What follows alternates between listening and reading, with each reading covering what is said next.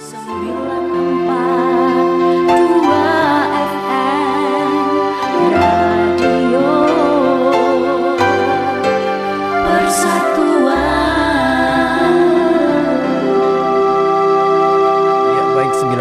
FM Radio Persatuan. Kita lanjutkan lagi untuk kesempatan kali ini bincang-bincang kita di acara Dialog Interaktif siang kali ini bersama Dr. Abednego Dani dari selaku Kepala Seksi Surveillance dan Imunisasi Dinas Kesehatan Kabupaten Bantul ya. Baik, kalau di sesi pertama tadi sudah kita simak bersama-sama penjelasan tentang vaksin COVID ya, kemudian COVID sendiri itu apa, kemudian vaksin COVID itu apa, kemudian tentang teknis pelaksanaannya bagaimana, kemudian juga sasaran vaksin untuk siapa, kemudian juga masih ada lagi teknis pelaksanaannya tadi juga sudah sempat disinggung di sesi pertama ini. Nah, untuk berikutnya ini yang tidak kalah menariknya untuk perlu diketahui oleh warga masyarakat Kota Bantul dan sekitarnya ini adalah tentang semisal Pak, ini bagaimana sih cara misalnya warga masyarakat cara mendaftar atau memang dari atas sudah didaftar, sudah ada daftar tersendiri nama-nama yang akan divaksin itu Pak? Monggo dokter. Ya, Mas Sobi, matur nuwun. Ya, untuk yang masyarakat umum untuk pendaftarannya memang ini masih terkuota terkuota. Jadi tadi saya sudah matur ada nakes, ada pelayanan publik dan lain-lain. Nah, itu sudah ada pemilahan atau pendataan sasaran dulu secara pasti dan secara rigid. Iya. Memang untuk masyarakat umum sampai saat ini belum bisa untuk kemudian kayak misalkan saya datang ke rumah sakit, Pak, saya minta vaksin itu memang belum bisa. Belum bisa. Jadi masih ada skala-skala prioritas yang diatur dari pusat oleh pemerintah pusat. Sesuai wave tadi ya. Betul, sesuai gelombang-gelombang yang tadi. Iya. Baik, nah ini monggo untuk Dr. Abednego. Ini kaitannya dengan COVID ini ada istilah yang namanya efikasi. Nah, itu apa itu, Dok? Ya. Ini istilahnya agak jadi ngetren pas kemarin. Efikasi. Iya. Pas kemarin Bio Farma mengeluarkan rilis emergency use authorization bahwa Sinovac dalam penelitian itu mempunyai efikasi 65,3% kan. Maksudnya bagaimana? Tingkat pertimbangan atau bagaimana? Atau tingkat perbandingan? Iya, betul. Sebenarnya itu lebih ke arah perbandingan risiko ya. Jadi perbandingan risiko relatif. Gampangannya kalau bagi orang yang divaksin dan bagi orang yang tidak divaksin kan begitu. Iya. Jadi ada perhitungannya. Idealnya sih 100 ya. Efikasi itu idealnya 100 atau mendekati lah. Nah, tinggi. Nah, kalau dari Sinovac ini 65,3 itu dari perhitungan risiko relatif. Iya. Memang dia masih punya kemungkinan terinfeksi COVID itu sekian persen kan begitu ya. Tetapi itu tetap berguna. Iya. Tetap berguna vaksin. Saya mau ceritakan begini, yang menarik dari efikasi itu lebih enak menggambarkannya gini. Mumpung kita itu di musim penghujan. Iya. Nah, bayangkan kita harus kerja atau harus sekolah gitu ya. Tetapi tiba-tiba di pagi itu hujannya deras sekali. Nah, padahal harus berangkat kerja. Taruhlah nggak ada work from home gitu ya. Adanya motor. Nah, kita harus berangkat kerja memakai motor. Otomatis kita memakai mantel ya kan gitu ya. Betul. Nah, pada saat pakai mantel kita pergi ke kantor gitu ya.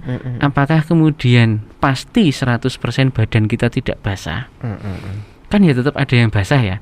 Minimal kaki kan gitu ya. Tangan yang megang setang itu ada yang basah dan lain-lain. Itulah yang namanya efikasinya tidak 100%. Tetapi tetap berguna, tetap kita pakai ya kan gitu ya. Tetap kita pakai untuk kita jalan menerobos hujan. Hujan yang deras itulah ibaratnya pandemi COVID ini. Iya. Nah, mantelnya itulah ibarat vaksinnya. Nah, kalau mau lebih ketat lagi, efikasinya lebih tinggi. Misal kita punya mobil, kita bisa berangkat naik mobil. Nah, itu efikasinya tinggi. Tetapi tetap basah juga. Tidak ada yang 100% sama sekali tidak basah. Pada saat kita masuk mobil tuh kita juga masih basah. Keluar dari mobil menuju ke ruangan kantor, kita juga tetap masih basah, minimal kakinya basah dan lain-lain.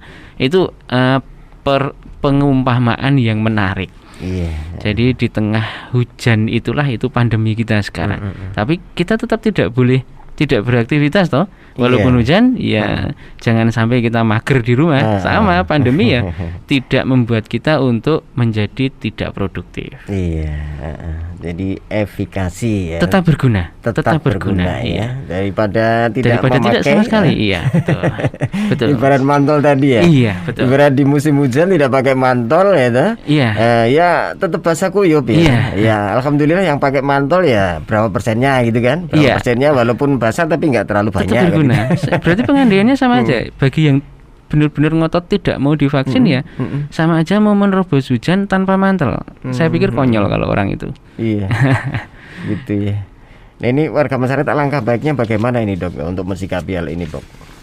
Iya, yang jelas ini tadi saya sudah matur di awal itu adalah salah satu upaya.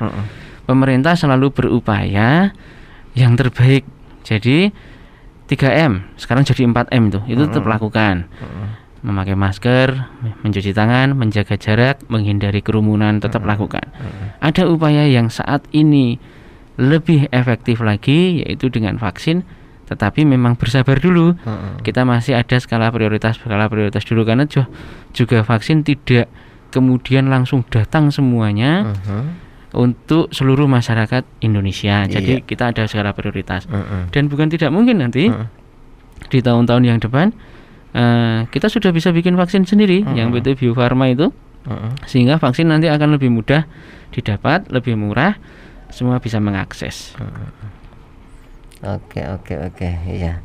Baik bagi Kadang Persatuan yang mungkin kesempatan kali ini juga mendengarkan siaran kami di 942 FM. Nah, ini sangat menarik sekali perbincangan kita untuk kesempatan kali ini, yaitu menyangkut tentang COVID dan vaksin COVID-nya ya. Dimana saya sendiri kurang begitu jelas ya tentang apa vaksin COVID, kemudian juga penjelasan seperti apa. Nah, di sini nih di dialog interaktif siang kali ini sangat beruntung bisa ketemu dengan Dr. Abed Nego Dani, sehingga secara gamblang sudah dijelaskan ya, termasuk tadi yang dijelaskan di sesi 1 juga. Nah, ini tidak kalah menariknya untuk informasi berikutnya ini Dr. Abed Nego ini. Kalau misalnya ini ya, ini kan ada wifi tadi ya, ada tingkatan-tingkatan untuk sasaran warga masyarakat yang divaksin ya. Nah, ini tentang itu tadi mekanisme sudah dijelaskan. Nah, ini tempat. Kalau tempat apakah jadi satu tempat di rumah sakit A atau B atau C atau mungkin ada alternatif lain ini, Pak? Kalau tempat pelaksanaannya gitu. Iya, oke, ya terima kasih. Bisa tempat pelaksanaannya, bisa tempat daftar gitu. Iya, jadi satu, betul. Memang jadi satu. Jadi untuk melakukan vaksinasi ini kemudian sesuai dengan instruksi dari pusat, pemerintah Kabupaten Bantul sudah menunjuk 34 fasilitas kesehatan untuk mampu memberikan vaksinasi COVID. 34 ya.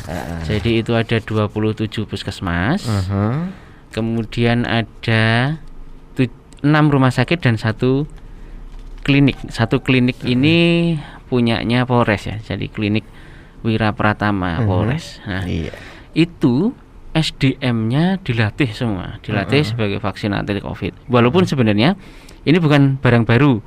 Jadi vaskes-vaskes itu sebenarnya sudah berpengalaman memberikan imunisasi atau memberikan vaksin. Hanya memang karena instruksi ini vaksinasi COVID ini sebenarnya sudah vaksin biasa, tapi karena masa pandemi ini menjadi extraordinary kan gitu ya, menjadi luar biasa. Dilatih semuanya lagi. Dilatih, kemudian dilakukan assessment dan dianggap layak secara sarana dan prasarananya. Namanya yang harus penuhi adalah manajemen cold chain yang bagus. Cold chain itu rantai dingin. Rantai dingin itu memastikan bahwa vaksin yang keluar dari pabrik di sana itu kualitasnya sama seperti saat disuntikkan ke tubuh sasaran. Vaksin yang keluar dari pabrik itu kualitasnya sama dengan yang disuntikkan. Iya, itu namanya manajemen rantai dingin atau cold chain. Kenapa? Karena vaksin itu harus wajib selalu tersimpan di dalam suhu 2-8 derajat Celcius. Nah itu makanya namanya rantainya dingin, bukan rantai panas. Itu namanya manajemen cold chain. Nah, sarana dan prasarana di vaskes itu sudah dilakukan asesmen dan dianggap layak. Jadi refrigeratornya, kulkas itu ya maksudnya. Refrigeratornya, kemudian termometernya, kemudian peralatan-peralatan yang lain dianggap memadai untuk bisa menyimpan vaksin sehingga kualitasnya tetap sama seperti dikeluarkan dari pabrik pas disuntikkan ke pasien. Oh begitu ya. Iya baik. Sekalian untuk warga masyarakat yang ada di Bantul ataupun juga Kadang Persatuan dimanapun Anda berada yang mungkin bersama kami di kesempatan kali ini.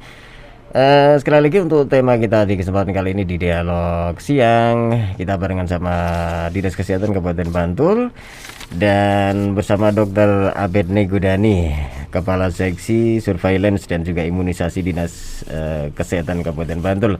Dan menarik sekali untuk kesempatan kali ini, tadi sempat juga disinggung juga tentang efikasi segala macam yang memang ini lagi trending ya, istilah efikasi tadi ya. Tingkat perbandingan daripada tidak divaksin sama divaksin ya lebih beresiko yang tidak divaksin terkenanya gitu ya Pak ya, atau sembuhnya ya maksudnya. Ya lebih terlindungi ya. Nah, kalau boleh tahu Pak untuk vaksin sendiri. Kalau dulu zaman anak-anak nih, ini masih saya juga mengalami nih ada imunisasi cacar ya, Nah, ini pemberian vaksin COVID ini apakah kelanjutannya besok juga seperti itu atau bagaimana? Ini atau harus seperti dulu itu? Ya, imunisasi cacar itu memang sama, saya juga berarti kita sudah tua banget karena cacar itu sekarang udah enggak ada. Sekarang udah enggak ada di Indonesia, udah enggak ada. Itu bukti dari keberhasilan vaksinasi cacar. Yang ada itu kalau orang namanya cangkrangan itu ya, nah itu namanya cacar air, beda dengan cacar. Jadi prinsip imunisasi itu memberikan kekebalan. Tadi saya sudah matur di awal. Tetap berguna, mau berapapun itu tetap ada gunanya. Jadi dia akan menurunkan kasus bagi yang pribadi tersebut. Kalau sakit juga tidak akan separah kalau tidak divaksin. Menurunkan resiko untuk kematian. Jadi karena gejalanya tidak akan separah kalau yang tidak divaksin ya dia jelas lebih baik dalam menerima infeksi itu. Memang kemudian terus tidak terinfeksi sama sekali ya tidak. Itu namanya bukan vaksin namanya. Tetap terinfeksi. Infeksi itu adalah masuknya kan. Itu namanya infeksi. Tetapi kita menjadi tidak sakit. Satu. Yang kedua, kalau sakit kita tidak akan menjadi parah. Yang ketiga, otomatis itu melindungi kita dari kematian. Nah, pertanyaannya apakah COVID ini nanti besok akan menjadi seperti imunisasi yang kemarin gitu ya? Iya. Harapan saya malah justru seperti itu. Oh begitu ya. Karena dengan itu kita sudah keluar dari masa pandemi. Sama seperti yang Bapak Presiden pernah ngendiko itu bahwa kita bersahabat dengan COVID ini, hidup berdampingan. Jadi kita memasuki sebuah era baru. Jadi kita besok juga bisa kalau sudah mempunyai kekebalan, ya hidupnya berdampingan. Bisa jadi setiap berkala itu divaksin atau vaksinnya ini nanti mempunyai kekebalan selama berapa lama kita masih dalam masa studi itu. Yang penting adalah pandemi ini teratasi dulu, kita lewat dari pandemi, ekonomi kita bangkit, kita bisa bekerja lagi, sosial kita juga balik lagi kan begitu ya. Nah, sehingga kita bisa hidup dengan normal baru ya, new normal. Gitu ya itu. Ya itu yang diharapkan kan seperti itu. Kalau di Bantul sendiri Pak, kalau di Bantul ya untuk tadi walaupun sudah dijelaskan juga ini tentang pelaksanaan dan juga sasarannya tadi ya. Kalau di Bantul sendiri masing-masing kecamatan memang sudah sampai sejauh mana begitu ya tentang pemberian vaksin ini di tingkat kecamatan, atau mungkin sekedar hanya sampai di tingkat kabupaten kalau misalnya mengingat dari WIFI atau tingkatan tadi. WIF-nya tadi. Ya. WIF-nya. Ya kalau kecamatan kan otomatis kita bicara tentang puskesmas. Karena puskesmas adalah kepanjangan tangan dinas kesehatan di wilayah kecamatan. Berarti sudah dilakukan. Walaupun memang kita masih di tahap pertama. Tahap pertama yaitu di nakes tadi. Nah, semua kecamatan ya sudah melakukan lewat puskesmas itu. Nah, di tahap kedua besok kita sedang siap-siap untuk seluruh pelayan publik di wilayah tersebut. Kita juga akan berikan vaksinasi, karena pelayan publik berarti konteksnya termasuk ya Pak Camat, termasuk Nun Sewu. Sekarang kita istilahnya Panewu kan gitu ya. Panewu ya. Termasuk Panewu, termasuk Panewu Nem dan seluruh jajarannya itu kita data semua. Nanti kita vaksin semua satu persatu. Kita sedang mempersiapkan itu sambil kita selesaikan yang tenaga kesehatan ini. Oke deh, iya. Baik.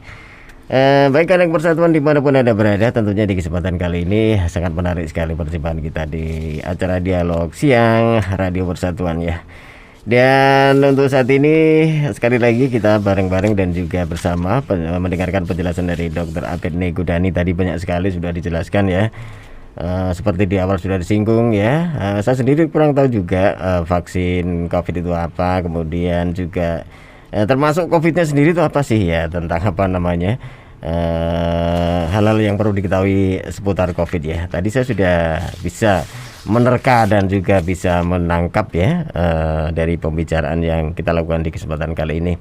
Baik, untuk terakhir Pak Dr. Abed Nego, kita masih punya waktu ini sehingga perlu juga penjelasan dari Dr. Abed Nego Dani ya, selaku Kepala Seksi Surveillance dan juga Imunisasi Dinas Kabupaten Bantul. Nah, kalau di Bantul sendiri Pak ya, yang diinginkan Pak seputar vaksinasi COVID ini apa sih Pak yang diinginkan ya kepada masyarakat di Bantul ini? Monggo silakan. Ya, oke. Pertama yang kami inginkan dulu ke pemerintah pusat ya, ini yaitu ketersediaan vaksin.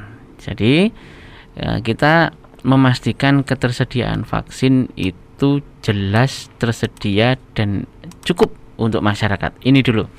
Nah, kemudian yang kedua bagi masyarakat seperti yang tadi sudah saya aturkan di awal, jangan takut, jangan ragu. Sekarang kita hidup di era baru, kita sudah punya 3M jadi 4M itu tadi, dan sekarang kita punya senjata baru untuk melawan COVID-19 yaitu vaksinasi.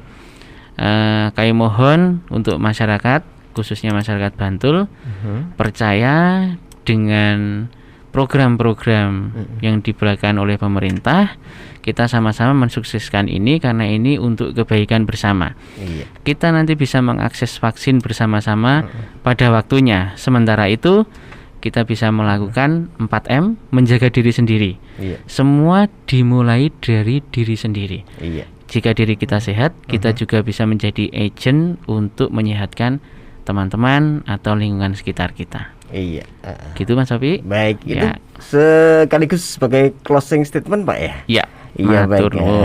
Baik, terima kasih sekali Dr. Abed Nego Dani. Mudah-mudahan saja kita besok masih diketemukan kembali. Amin. Untuk bicara tentang perkembangan seputar COVID ya. Dan mudah-mudahan saja COVID juga segera selesai Pak ya. Pandeminya selesai. Pandeminya selesai sehingga kita bisa normal kembali ya. Kita bekerja dengan nyaman dan juga bisa enak menjalaninya ya, tanpa ada rasa was-was begitu ya. Baik, terima kasih sekali lagi Dr. Abed Nego Dani selaku Kepala Seksi Surveillance dan juga Imunisasi Dinas Kesehatan Kabupaten Bantul. Baik, Kadang Persatuan, sekian dulu acara Dialog Interaktif kesempatan kali ini. Saya mengucapkan terima kasih sekali atas perhatian Anda, dan kita ketemu lagi di lain kesempatan tentu di 94 FM Radio Persatuan. Assalamualaikum warahmatullahi wabarakatuh. Media musik